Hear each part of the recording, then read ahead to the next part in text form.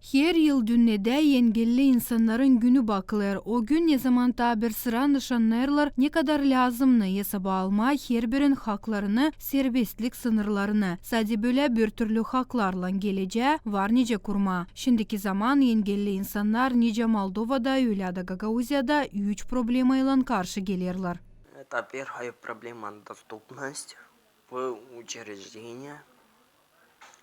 İlk problema kurumlara giriş koşullar yok. İkinci inklusif üretim çalışmıyor. Üçüncüsü iş yerleri yok. Bunlar en büyük problemalar, anglarını lazım çözme.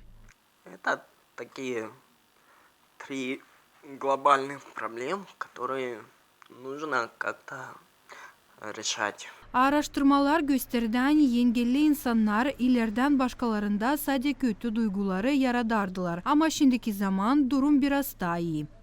Ну да, ощущаем, что общество уже подготовлено к лицам с особым... Duyular hani cümle hazır. Şimdi dil öylenice 20-30 yıl geriydi. Engelli insanlara parmakla göstermiyorlar. İnsanlar da anlayışlı oldular. Beni nice engelli kişiyi bu durum sevindirir. Понимающее, и это довольно радует меня лично, как человека с особыми потребностями, это очень радует.